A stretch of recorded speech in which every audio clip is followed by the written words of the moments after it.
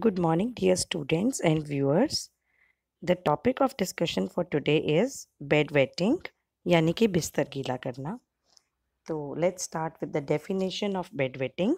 Bedwetting is the loss of bladder control during the night. It is also called nighttime incontinence or nocturnal enuresis. This act is involuntary urination while the child or the individual is asleep, but this is experienced after the age at which staying dry at night can be expected as per the developmental norms. Bedwetting रात के दौरान मूत्राशय के नियंत्रण के अभाव को कहा जाता है. बेडवेटिंग, जिसे रात की असंयमता या निशाचर एन्यूरेसिस भी कहते हैं, एक अनैच्छिक मूत्र विसर्जन की क्रिया है जब बच्चा रात में सो रहा होता है. यदि कोई भी बच्चा एक निश्चित आयु जिसके उपरांत रात में शुष्क रहना अपेक्षित माना जाता है, अपना बिस्तर गीला करता है, तो वह बेडवेटिंग की श्रेणी में आता है. Bedwetting is a standard developmental stage for some children. However, it can be a symptom of underlying illness or disease in adults. About 2% of the adults experience this problem, which can be attributed to a number of causes and require medical treatment and attention.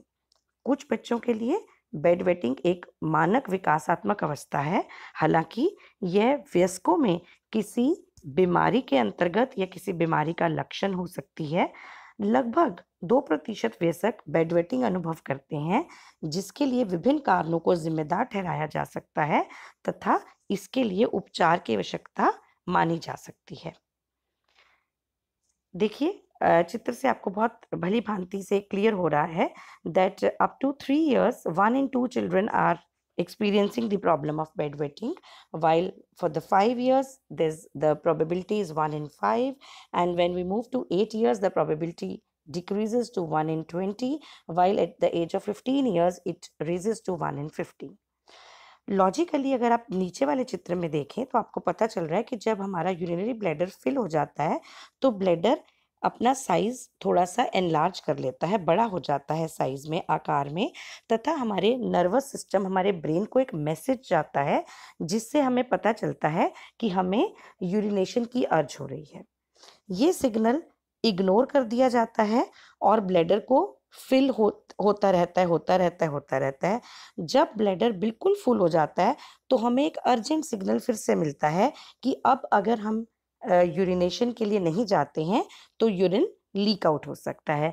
If this signal is also not recognised, तो जो pelvic muscles हैं हमारी, वो relax कर जाती हैं और bladder जो है वो अपने आप खाली हो जाता है तथा बिस्तर गीला पड़ जाता है. तो यहाँ हमने समझा बेडवेटिंग कितनी कॉमन है और उसका क्या कारण है, अंडरलाइंग कारण क्या है. तो जो लक्षण देखने को मिलते हैं वो क्या है? बार बार बिस्तर गीला करना, वेटिंग इन द क्लोथ्स यानी कि कपड़ों को गीला करना, तथा wetting at least twice a week for approximately 3 months. यदि कोई बच्चा लगातार 3 महीनों के लिए सप्ताह में कम से कम 2 बार अपना बिस्तर गीला करता है तो वो बेडवेटिंग की श्रेणी में काउंट होगा. आगे बढ़ते हैं कॉजेज ऑफ बेडवेटिंग की तरफ. There are different reasons for bedwetting students, जिसमें से कुछ इंपॉर्टेंट रीजंस हैं. अ स्मॉल ब्लैडर यानी कि ब्लैडर का साइज में छोटा होना, inability to recognise a full bladder जो हमने अभी डिस्कस किया, जिन बच्चों में ब्लैडर को भरने का सिग्नल ठीक प्रकार से नहीं मिल पाता. हार्मोन इम्बैलेंस, जो हार्मोन इम्बैलेंस है ना बच्चों, वो हमारी बॉडी के अंदर एक एंटी डायूरेटिक हार्मोन होता है जिसको आप एडीएच के नाम से जानते हैं. ये हार्मोन यदि पर्याप्त मात्रा में नहीं निकलेगा तो रात के टाइम मूत्र विसर्जन का जो अमाउंट है वो कम नहीं हो पाएगा, जिसके कारण बेडवेटिंग की समस्या उत्पन्न हो सकती है. यूरिनरी ट्रैक्ट का इन्फेक्शन, हमारे मूत्र की जो नली है उसमें यदि किसी प्रकार का कोई संक्रमण है. स्लीप एप्निया, जिससे तात्पर्य निकलता है कि जिन बच्चों में सोते समय कोई ब्रीदिंग प्रॉब्लम है या उनकी सांस की नली में कोई रुकावट है, जैसे कि टॉन्सिल्स का होना या गले में सोजिश का होना या खराटों का आना, अथवा दिन के टाइम की सुस्ती का होना, तो उन लोगों में भी ये समस्या बहुत कॉमन देखने को मिलती है। नेक्स्ट रीजन इज डायबिटीज यानी कि मधुमेह, शुगर की बीमारी, increase sugar levels, chronic constipation, बहुत पुरानी चलती आ रही कब्ज, क्योंकि जो मसल्स हमारी कब्ज को रिलैक्स करती हैं, जो मसल्स कंट्रोल करती हैं यूरिन को, वही हमारी स्टूल की मल के विसर्जन को भी कंट्रोल करती हैं। तो जब कॉन्स्टिपेशन या कब्ज बहुत लंबे समय तक चलती है तो ये मसल्स कार्य करने में सक्षम नहीं रह पाती, निष्क्रिय हो जाती हैं तथा रात में बिस्तर गीला हो सकता है। And last and very important problem is urinary tract में कोई स्ट्रक्चरल प्रॉब्लम होना, कोई ब्लॉकेज होना, या हमारे तंत्रिका तंत्र में यानी कि नर्वस सिस्टम में किसी प्रॉब्लम का होना, जिसके कारण हम सिग्नल को रिसीव नहीं कर पाते या समझ नहीं पाते हैं। तो इससे पहले कि हम आगे बढ़ें, हम एक बार ये समझ लेते हैं कि जो भी कारण हमने पढ़े हैं बिस्तर गीला करने के, उन कारणों में हम बेड वेटिंग को दो प्रकार से डिवाइड कर सकते हैं। तो सबसे पहला प्रकार है प्राइमरी और दूसरा है सेकेंडरी। प्राइमरी यानी कि प्राथमिक और सेकेंडरी यानी कि द्वितीयक। Primary bed wetting is the bed wetting जो बचपन से चलती आ रही without any break. A child with this problem has never been dry at night for any significant length of time. जब एक बहुत लंबे समय तक बच्चा अपने बिस्तर को लगातार डेली गीला करता है तो वो प्राइमरी बेड वेटिंग के अंतर्गत आता है। जबकि secondary bed wetting is the bed wetting that starts up after the child has been dry at night for a significant period of at least 6 month. जब बच्चा एक आयु जिसके ऊपर हम मूत्र कंट्रोल को, मूत्र नियंत्रण को मानते हैं कि विकसित हो चुका होगा लगभग 5 से 7 साल की अवस्था में, तो अगर बच्चा 5 से 6 महीने तक उस कंट्रोल को सीख चुका है, उसके बाद उसका बिस्तर गीला होने लगता है, तो वो प्राइमरी बेड वेटिंग नहीं होगी बल्कि सेकेंडरी बेड वेटिंग होगी, और उसके लिए कोई निहित कारण को हमें खोजना पड़ेगा तथा उसका उपचार करवाना पड़ेगा। बेड वेटिंग के प्रकार हमने पढ़ लिए हैं, प्राथमिक एवं द्वितीयक। अब हम चलेंगे इनके अलग अलग कारणों के लिए। तो causes of primary bed waiting will include that the child cannot hold urine for the entire night. Second, the child does not wake up when his or her bladder is full. Third, the child produces a large amount of urine during evening and night hours, और the child has poor daytime toilet habits. तो इन चारों में से यदि कोई भी कारण होगा, अगर बच्चा पूरी रात तक पेशाब को नहीं रोक सकता है, या उसका मूत्राशय भर जाने पर बच्चा नहीं उठता है, या बच्चा शाम और रात के घंटों के दौरान बहुत भारी मात्रा में मूत्र का उत्पादन करता है, अथवा अगर बच्चे को दिन में शौचालय की खराब आते हैं, तो वो प्राइमरी बेड वेटिंग का शिकार हो सकता है। जबकि सेकेंडरी बेड वेटिंग के कारण है यूरिनरी ट्रैक्ट इन्फेक्शन होना, डायबिटीज का होना, स्ट्रक्चरल या एनाटॉमिकल एबनॉर्मलिटी होना, वो यूरिनरी सिस्टम में भी हो सकती है और नर्वस सिस्टम में भी हो सकती है। If it is in nervous system तो उसको न्यूरोलॉजिकल प्रॉब्लम्स बोला जाएगा, जैसे बच्चे को डर लगता है या वो डिप्रेशन का शिकार है। और इमोशनल प्रॉब्लम्स, यदि बच्चा अकेला सोता है, वो इनसिक्योर फील करता है, किसी वजह से परेशान है, किसी तरह की इनसिक्योरिटी का अनुभव कर रहा है, तो ये सेकेंडरी बेड वेटिंग के अंतर्गत आएगा, जिसमें हम मूत्रपथ के संक्रमण, मधुमेह, कोई संरचनात्मक या शारीरिक असामान्यता जो बच्चे के शरीर में एग्जिस्ट करती है, या कोई ब्रेन से रिलेटेड न्यूरोलॉजिकल प्रॉब्लम है, नर्वस डिसऑर्डर है, तंत्रिका तंत्र से रिलेटेड है, या उसकी भावनाओं में किसी प्रकार की दिक्कत आ रही है, जिसकी वजह से वो मूत्र के नियंत्रण पर अपना कंट्रोल नहीं बना सकता, मूत्र के विसर्जन पर। तो जो रिस्क फैक्टर्स हैं, जो कारक हैं जो इस प्रॉब्लम को एग्रेवेट करते हैं या बढ़ाते हैं, they include 3 factors which are stress and anxiety. किसी भी प्रकार का तनाव या चिंता बच्चे को बेड वेटिंग की तरफ अग्रसर कर सकती है। या रिस्क फैक्टर में अगला जो फैक्टर आता है वो आता है फैमिली हिस्ट्री का। यदि बच्चे के परिवार में इस चीज़ का इतिहास है, जैसे कि यदि बच्चे के पेरेंट्स बेड वेटिंग को सफ़र कर चुके हैं, so there are number of chances कि बच्चे के अंदर भी ये प्रॉब्लम आ सकती है। और लास्ट इज अटेंशन डेफिशिएट या हाइपर एक्टिविटी डिसऑर्डर, जिसको ADHD बोलते हैं, यानी कि ध्यान घाटा या अति सक्रियता विकार, जिसका मतलब है जब बच्चे को किसी वजह से परिवार का, पेरेंट्स का या ग्रैंड पेरेंट्स का अटेंशन नहीं मिल पाता या स्कूल में टीचर का अटेंशन नहीं मिल पाता, अथवा बच्चा बहुत ही ज़्यादा सक्रिय है, उसमें इतनी ज़्यादा एक्स्ट्रा एनर्जी है कि वो सारा दिन बहुत एक्टिव रहता है। एक्टिव होना एक अलग बात है, hyper active means active normal active level से भी ज़्यादा एक्टिव रहता है, तो उस केस में जो बच्चा है वो बेड वेटिंग की तरफ बढ़ सकता है। सो नेक्स्ट आगे बढ़ते हैं नेक्स्ट टॉपिक की, जो है कि इसके बाद हमें क्या कॉम्प्लिकेशंस क्या आ जाती हैं या ऐसे कौन सी रीजंस हो जाते हैं जिसके कारण हमें बेड वेटिंग का उपचार तुरंत कराना चाहिए, अन्यथा ये हमारे बच्चे की पर्सनैलिटी में या बच्चे के शरीर में कुछ विभिन्न प्रकार की विभिन्नताएं ला सकती हैं या कुछ परमानेंट चेंजेस कर सकती हैं। तो इसमें से सबसे पहली जटिल स्थिति है guilt and embarrassment which can lead to low self esteem. बच्चे को अपराध बोध होने लगता है या बच्चा अपनी बेड वेटिंग की आदत के कारण शर्मिंदगी महसूस करता है, जिसके कारण उसका सेल्फ कॉन्फिडेंस लो हो जाता है। Next complication is loss of opportunities for social activities such as sleepovers and camp. इस समस्या के चलते बच्चा बहुत सारी ऐसी गतिविधियों में भाग लेने से परहेज करने लगता है, जिससे उसके बहुत सारे प्रगति के अवसर भी रुक जाते हैं। जैसे कि सामाजिक विकास के लिए यदि बच्चे को कभी किसी रिश्तेदार के घर या किसी स्कूल के द्वारा किसी ट्रिप पर या कैंप पर जाना पड़ जाए, तो बच्चा उस चीज से थोड़ा सा कतराने लगता है, क्योंकि उसको इस बात का एहसास होने लगता है कि यदि वहां जाकर मेरी इस आदत का मेरे दोस्तों को या मेरे पीयर्स को या मेरे फ्रेंड्स को पता चल जाएगा तो सब मेरा मजाक उड़ाएंगे। Third complication which arises out of bedwetting is rashes on the child's bottom and genital area, especially if the child sleeps in wet undergarments. बच्चे के जनांगों में या लेग्स वाले एरिया में चकत्ते पड़ सकते हैं या रैशेज या दाने निकल सकते हैं यदि बच्चा बेड वेटिंग के कारण गीले अंडरगारमेंट्स में ही सोया रहता है और कोई उसकी तरफ ध्यान नहीं देता, तो बच्चे की बॉडी के ऊपर ये नुकसान हो सकता है। अब हम समझते हैं, ये तो अभी तक हमने समझा कि प्रॉब्लम क्या है और उस प्रॉब्लम के रीजंस क्या हैं और हम किस प्रकार से उस प्रॉब्लम को पहचान सकते हैं, हमें कैसे पता चल सकता है कि बच्चा बेड वेटिंग का शिकार है। तो इसके लिए कुछ नॉर्मल लाइफस्टाइल चेंजेस हैं जो हम अपनी जीवन शैली में बदलाव लाके बेड वेटिंग को बहुत आसान तरीकों से उससे निजात पा सकते हैं, जिसमें सबसे पहला फैक्टर है setting limits on fluid intake that plays a very important role in control of bed wetting. Next is drinking the majority of your daily fluid requirements before your dinner time. Third is cutting out on caffeinated and carbonated drinks, especially in the evening hours. And last is using the bathroom right before the child goes to bed and emptying the bladder fully. तो इनको समझते हैं एक बार हिंदी में।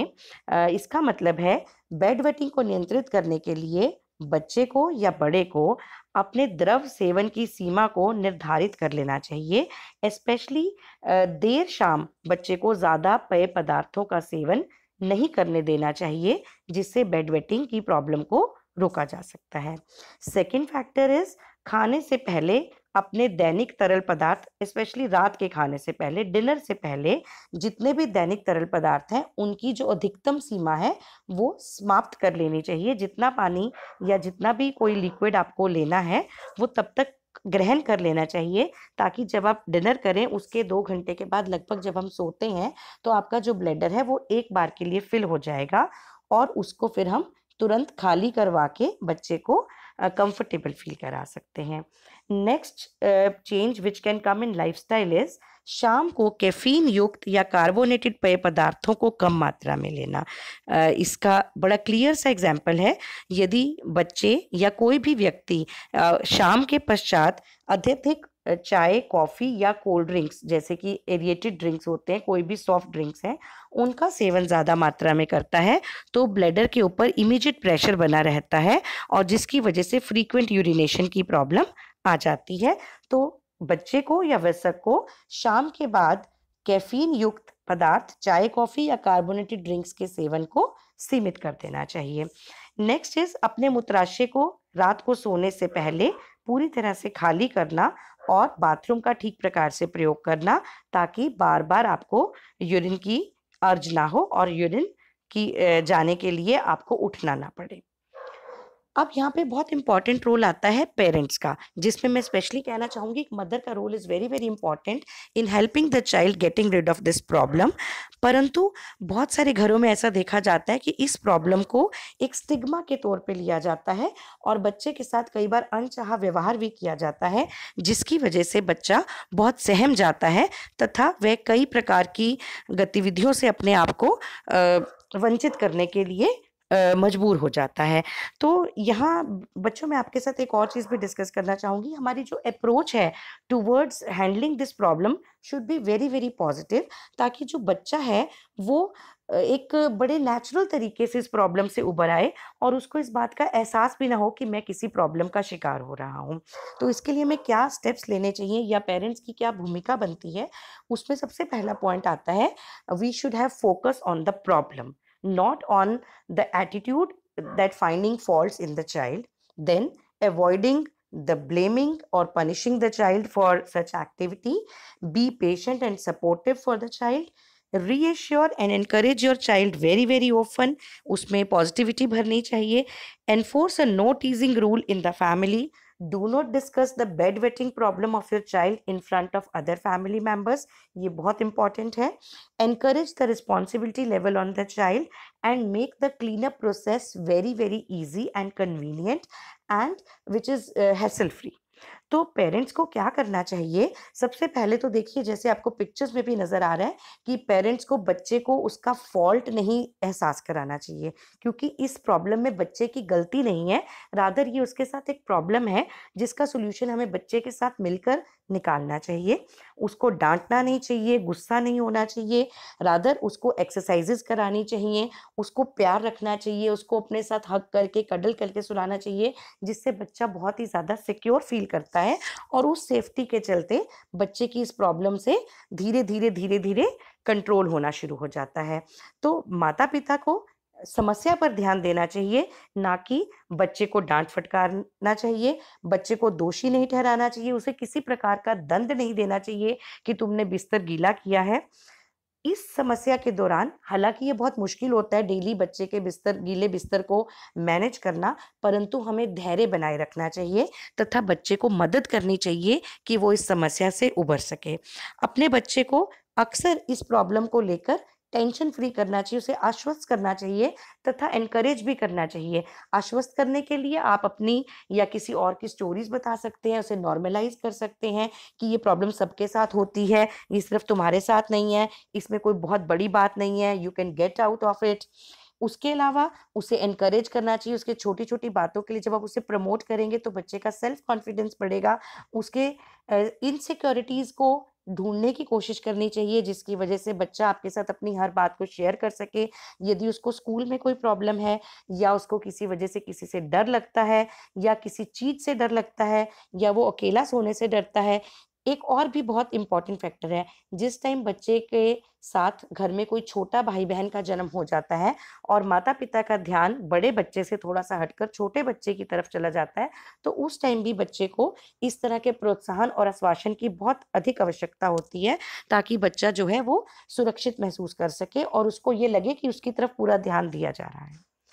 परिवार में no टीजिंग नियम लागू करना चाहिए, यानी कि अगर बच्चे से बिस्तर गीला हो भी गया है तो उसका कोई भी व्यक्ति घर में, कोई भी जो परिवार के सदस्य हैं जैसे दादा दादी, चाचा चाची, मामा मामी या भाई बहन, वो उसका मजाक ना उड़ाएं, उसको इस बात के लिए बिल्कुल चिढ़ाए ना, उसके ऊपर तंज ना कसें।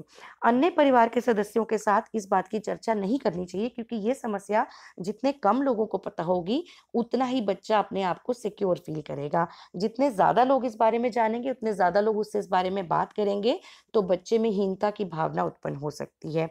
नेक्स्ट इज बच्चे के ऊपर जिम्मेदारी का एहसास कराना चाहिए, जैसे उसको कि तुम बड़े भाई हो या बड़ी बहन हो, तो उससे जब उसमें रिस्पॉन्सिबिलिटी के साथ आप उसको कोई कार्य देते हैं तो वो अपने आप को बहुत कैपेबल फील करता है और उस कैपेबिलिटी के चलते उसका कॉन्फिडेंस लेवल जो है वो इंक्रीज हो जाता है।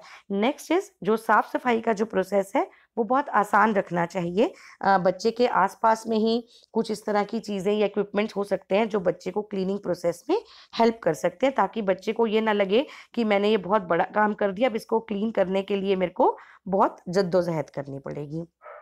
So there are few tips also which can help you to help your child in prevention of bedwetting problem, जो हमने अभी डिस्कस भी किए हैं उपचार के दौरान या ट्रीटमेंट के दौरान. वो क्या है? reducing the evening fluid intake of the child, have your child go to the bathroom before getting into the bed. इनको हमें बार बार ध्यान में रखना है. set a goal for your child of getting up at night to use the toilet. ऐसा जरूरी नहीं कि रात को अपने बच्चे को फ्री करवा दिया, फ्रेश करवा दिया, उसके बाद उसको यूरिनेशन की अर्ज नहीं हो सकती.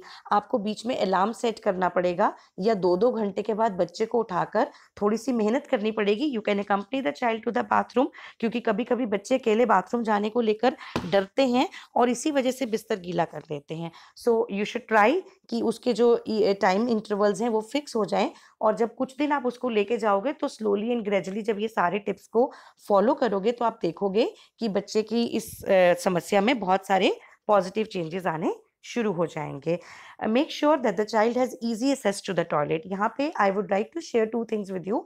वन, यू शुड ट्राई कि जो द चाइल्ड है that should sleep in a room which is attached to the washroom, so that the number of steps which the child has to take to reach to the bathroom, they are very minimal. Secondly, if there is a very dim light or a low light in your room, then also you should try to keep the light of the washroom on for the full night, because in that case the child would feel secure to reach to the bathroom and use the toilet frequently. And very important factor in this is reward your child for remaining dry, and consider using absorbent pants at night if there is no other option left. तो हमने क्या करना है? Bed wetting के alarms लगाने हैं. बच्चे के लिए कुछ होम रेमेडीज यूज कर सकते हैं. If you feel that certain foods which help in the prevention of bed waiting problem, आप उनको उसकी डाइट में इनकॉर्पोरेट कर सकते हैं. हमारा जो बेसिक एम है ना बेड वेटिंग को डील करने का, वो शारीरिक होते होते या शारीरिक होने के साथ साथ बेसिकली ब्रेन से रिलेटेड है. तो ये मनोवैज्ञानिक समस्या है, शारीरिक समस्या थोड़ी सी कम है. तो हमें उसके मनोवैज्ञानिक कारण की, रूट कोज की पहचान करनी बहुत इंपॉर्टेंट है. जब तक हम उसके अंडरलाइंग रीजन को आइडेंटिफाई नहीं कर सकते, till then we can not make any arrangement for the prevention of this problem. So we need to find out and judge or observe and evaluate like what is the basic reason why the child is suffering from this problem. So to identify that fear, that insecurity, that tension, that anxiety, and as well as the physical problem, if there is some abnormality in the structure of the urinary system, or if there is some neurological disorder, or if there is some emotional problem which is running on with the child, that has to be identified so that the child can be treated appropriately to avoid this problem. तो बच्चों हमें as parents, as big brothers and elder brothers and sisters, या as psychologists या as teachers, बच्चे को सबसे पहले शाम को तरल पदार्थ कम कर देने चाहिए. बच्चे को बिस्तर पे जाने से पहले चेक करना चाहिए कि क्या उसने वॉशरूम यूज किया है, वो अपने ब्लैडर को खाली करके आया है या नहीं करके आया है. दूसरा, शौचालय का उपयोग करने के लिए बच्चे को रात में उठाने के लिए आप अलार्म यूज कर सकते हैं. यहाँ पे पेरेंट्स का बहुत इंपॉर्टेंट रोल आ जाता है.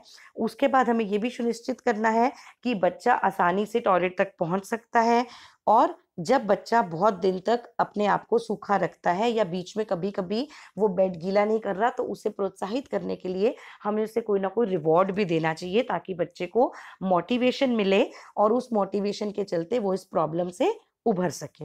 रात में अगर आपको लगे कि कोई और हल अभी इमीडिएटली नहीं निकल पा रहा, तो बच्चे को सेफ्टी एंड सिक्योरिटी और सूखापन देने के लिए आप डायपर्स या एब्जॉर्बेंट पैंट्स का यूज भी कर सकते हैं, बिकॉज वो लार्जर साइजेस में भी अवेलेबल होते हैं. तो ये कुछ टिप्स थे. उसके बाद भी अगर इन सब चीज़ों को अपनाने के बावजूद भी if you feel like that the child is still suffering from the same frequency, उसकी फ्रीक्वेंसी कम नहीं हुई है, बार बार उतनी ही बार उसको वॉशरूम जाना पड़ रहा है, या उसको मूत्र विसर्जन पर नियंत्रण नहीं हो पाया है ज़रा सा भी, तो फिर हमें मेडिकल सलाह ले लेनी चाहिए. हमें डॉक्टर के पास जाना चाहिए या साइकोलॉजिस्ट और साइकेट्रिस्ट के पास लेके जाना चाहिए, बिकॉज बहुत सारे ऐसे मेडिकल ट्रीटमेंट्स भी हैं जो फिर इस प्रॉब्लम को थोड़ा सा स्लो डाउन कर देते हैं. इसके अंतर्गत हमारे आते हैं देयर आर सर्टेन एंटीबायोटिक्स. यदि कोई यूटीआई इन्फेक्शन है, that will be treated by the use of antibiotics. Anti cholinergic drugs they also calm down or retain the irritation if there is some irritation in the bladder, जिसकी वजह से urine में जलन महसूस हो रही है या कोई और प्रॉब्लम आ रही है, तो उसके लिए भी medicine are available.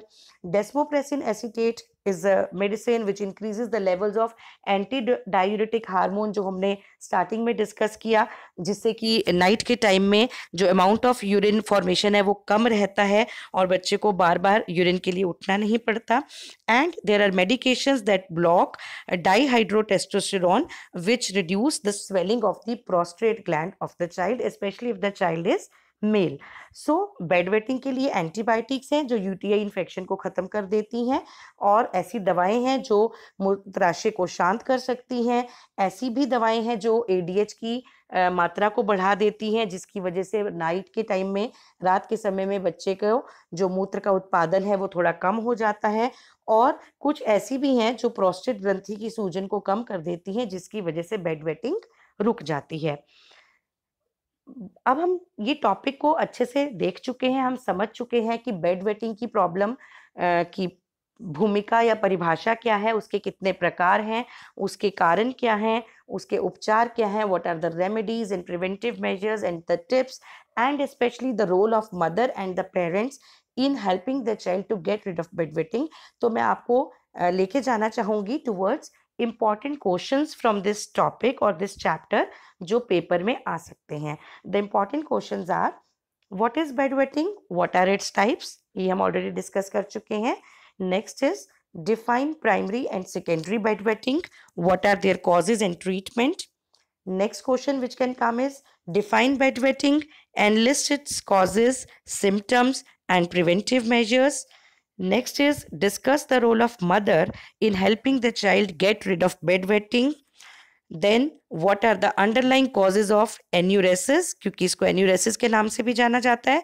Suggest some tips to prevent this condition. And last question can be state the symptoms, causes and treatment of bedwetting. तो हिंदी वाले बच्चों के लिए ये प्रश्न रहेंगे, बिस्तर गीला करना क्या है तथा इसके प्रकार क्या हैं. प्राथमिक और माध्यमिक बिस्तर गीला करना परिभाषित करें, उनके कारण और उपचार बताएं. बिस्तर गीला करना परिभाषित करें, इसके कारणों, लक्षणों और निवारक उपायों को सूचीबद्ध करें. अगला प्रश्न है, बच्चे को बिस्तर गीला करने से छुटकारा दिलाने में माँ की भूमिका पर चर्चा करें. एन्यूरेसिस के अंतर्निहित कारण क्या हैं, इस स्थिति को रोकने के लिए कुछ सुझाव दें. एंड लास्टली बिस्तर गीला करने के लक्षण, कारण एवं उपचार बताएं. तो students, I hope you will understand this topic and attempt your questions properly. Thank you so much for your patient listening.